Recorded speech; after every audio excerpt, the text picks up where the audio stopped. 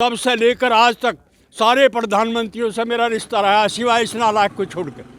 इससे क्रूर, इससे कुटिल, कंस के बाद, दुर्योधन के बाद, औरंगजेब के बाद ये सबसे मक्कार, दुष्ट और निर्दयी राजा है। और मैं साल भर पहले मोदी को कहा, चिट्ठी लिख के, मान जा, अब भी झूठ छोड़ दे, बाज आ जाए, मुल्क का नाश हो रहा। राम का भी अब इनके पास कोई आशीर्वाद नहीं रहा है, राम इनके खिलाफ हो चुका है। नमस्कार, एक बार फिर हम बागपत विधानसभा में हैं। बागपत विधानसभा का ये मदादत नगर गांव है। यहाँ लोगों से बात करेंगे और जानेंगे 2022 चुनाव को लेकर के क्या मूड है इनका। आइए बात करते हैं। यहाँ क्या माना साहब, कौन सी पार्टी का विधायक बनना चाहिए इस बार? इस बार आरएलडी का बनेगा, और यहाँ नहीं, पूरे यूपी में ही बनेंगे। अच्छा, बीजेपी 100 सीट भी नहीं प्राप्त कर पाएगी। मैं पिछले आरएलडी का गठबंधन है। हाँ, वो जीतेगा। और आपको लग रहा है कि वो उत्तर प्रदेश में सरकार बनेगी? हाँ, 100% बनेगी। ये मैं 3 साल भारतीय जनता पार्टी क्यों नहीं ताऊ जी? भाई, सच से बड़ा कोई तप नहीं और झूठ से बड़ा कोई पाप नहीं।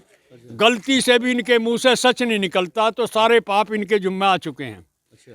राम मंदिर ढाने के, नोटबंदी में 4 लाख करोड़ तो राम मंदिर तो अभी बन गया है, कोर्ट के आदेश से बना है, लेकिन बन गया है मंदिर, राम मंदिर बन गया है। उसमें बड़ा फर्क है। अच्छा। हमारे यहाँ देव उठानी ग्यास के बाद शादी और शुभ मुहूर्त होते हैं। मोदी ने बिहार का चुनाव जीतने के लिए बिना देव उठानी ग्यास के, बिना शुभ मुहूर्त के, बहुत बड़ा आरोप लगाया ताऊ जी ने भारतीय जनता पार्टी के ऊपर कि बिना मुहूर्त के ये राम मंदिर बना है। क्या कहेंगे ताऊ जी? और उससे जो है, उसकी वजह से राम का भी अब इनके पास कोई आशीर्वाद नहीं रहा है। राम इनके खिलाफ हो चुका है।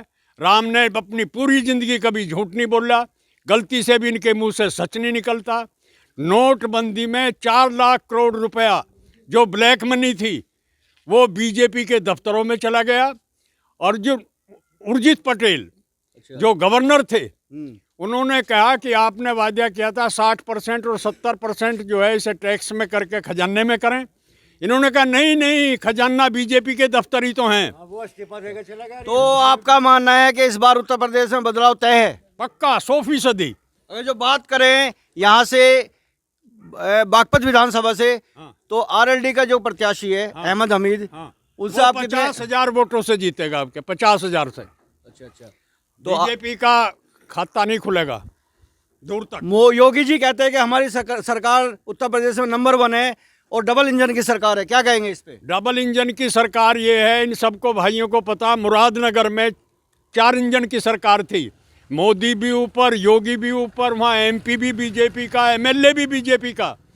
और 1 महीना पहले शमशान में शोक स्थल बनाया गया। उस शोक स्थल में जैसे लोग वहाँ इकट्ठे थे शोक प्रस्ताव के लिए, ऊपर से छत गिर गई, 35 लोग मरे। 35। बहुत बड़ी जानकारी ताऊ जी के पास है। ये चुनाव है, अब चुनाव के टाइम वक्त आ गया, चुनाव चल रहा है। इस टाइम पे ऐसे बातें करनी, जो पुरानी बातें याद दिलानी, बहुत बड़ी बात रखती है। और क्या कहेंगे ताऊ? और ऐसा ही उत्तराखंड में भी मोदी भी, योगी भी, वहाँ की गवर्नमेंट भी, और उसके बाद एमएलए भी उनके, एमपी भी उनके। और जो बांध बना रहे थे, थोड़ा सा पानी आया, बांध टूट के बह गया, उसमें 70-80 लोग मरे। ये हत्यारे हैं। किसी भी हत्या पे इन्हें रोना नहीं आता, किसी के लिए ये जो है कंडोलेंस नहीं करते, सांत्वना नहीं देते। 700 आदमी किसान मर गए वहाँ पे। 1 मिनट ये नहीं आया कि भाई किसान क्यों मरे हैं।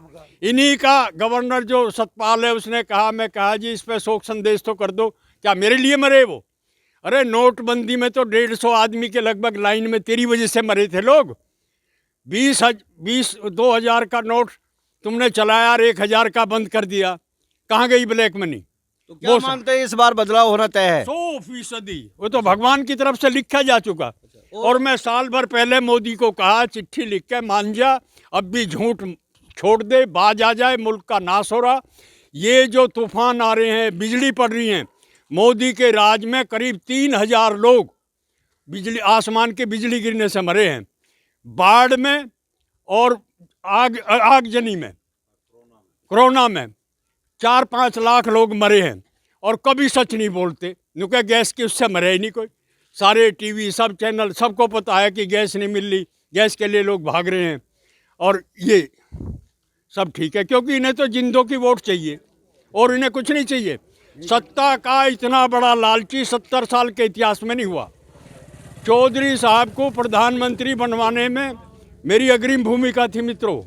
राजनारायण जी मेरे बाद में आए, देवीलाल जी मेरे बाद में आए, तब से लेकर आज तक सारे प्रधानमंत्रियों से मेरा रिश्ता रहा, सिवाय इस नालायक को छोड़कर। इससे क्रूर, इससे कुटिल, कंस के बाद, दुर्योधन के बाद, औरंगजेब के बाद ये सबसे मक्कार, दुष्ट और निर्दयी राजा है।